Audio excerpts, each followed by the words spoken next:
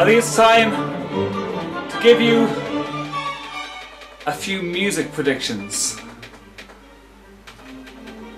for the 2012 exam. What do we got for you? Let's see.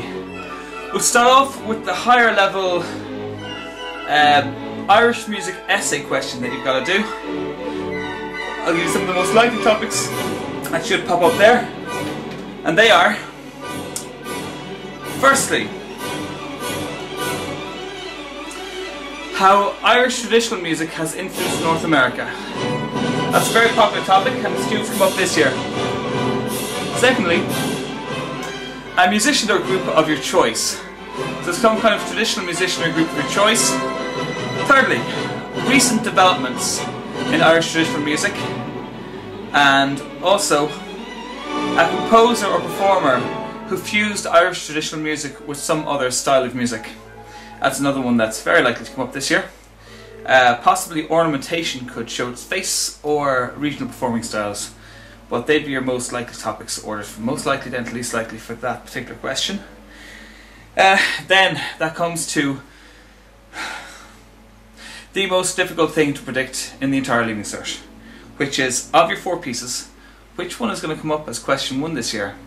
That makes a big difference which one does, because it's 25 marks, and which is 2.5 times the marks it would be if it didn't come up as question 1. So far, this course has been asked 7 times, and 5 times out of those 7, it's been Bach, or Bach, whatever the fuck you want to call them. They've also asked Tchaikovsky in 1999, they asked Barry, God help us, in 2005. They've never asked Queen, they've never asked Bohemian Rhapsody. So, is this going to be the year? Is it? Maybe it will. So Queen is the most likely thing to come up as question 1, simply because it has never been asked yet, and it's due. Failing that, the second most likely is Tchaikovsky, because Tchaikovsky didn't come up since the very first year this course was introduced. Although, knowing them, they could easily throw Bach at you again, so it's really hard to call. The only thing I'd rule out, and I may regret saying this, is Gerald Barry. He shouldn't come up because he shouldn't come up. Okay, he's the least likely of the 4. But you never know with the music department, they're liable to put any of those 4 on as question 1. It's very hard to call. Now, oh, that's beautiful now. Very romantic. Okay, we'll look at something else. Yeah. With Bach, the most likely part of that to be asked this year is movement 1. The very first movement is quite likely, or possibly the bass recitative. The bass recitative, which is movement 5. They're the 2 most likely parts of that to come up this year. And I have a feeling it won't be asked as question 1 this year, but that's just me. Then, for Romeo and Juliet, the most likely theme to come up is the strife theme, the one that crazy one I did at the start of this video.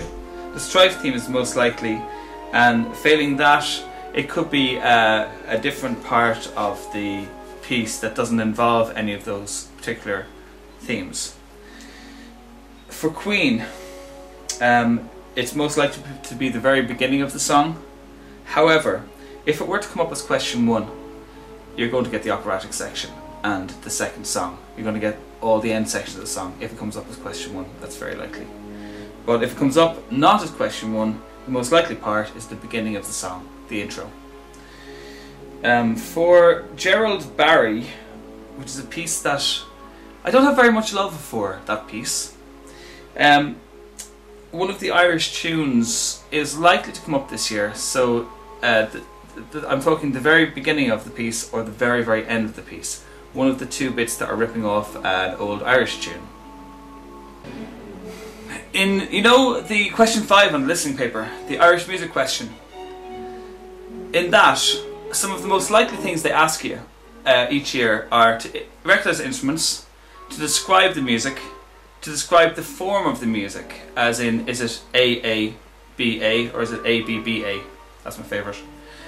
Identify the type of dance tune that's been played, identify the time signature of the piece, or to demonstrate some kind of skill of writing music, to describe the singing features if it's a sean-nós piece or something, or to talk about the fusion of Irish music with another style in the piece that you're listening to. Then for question 6, the oral skills question, some of the most popular questions they ask there are, first of all, to follow the written score. We're going to need to follow along the score that's written and try and answer questions based on how well you can follow the score. To describe the music is always asked there. To demonstrate some kind of skill where you have to read the music. To describe a change in the music, so the music is a certain way, then it changes, you have to describe how it's changed. Instrument recognition, to discuss a musical feature in the music. Identify a cadence type is often asked, where you need to identify it by listening to it. Insert missing melody notes and score, something asked there, and a few other things like that. Okay, now look at your music exam. One last little bit for the composing paper in higher level. Question 1 and question 5 are the two that we do in our school, so they're the only two I have any tips at all for. My tip for question 1 is it's very unlikely you'll get an upbeat. You should have a normal time signature. It's unlikely to be 6/8. It should be something standard like 3/4 or 4/4, and it's quite likely it will be in a minor key this year. So they'd be some of my tips for that question. Now for question 5 on the composing paper.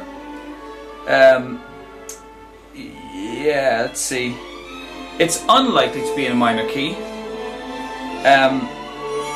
and it should have.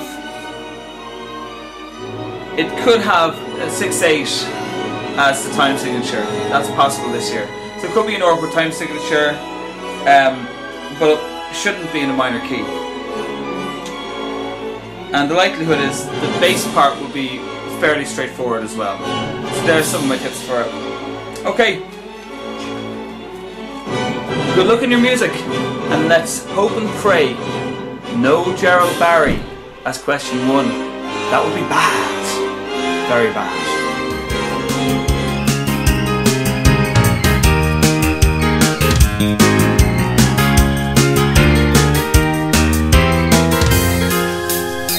Take a look at me now, it's all over.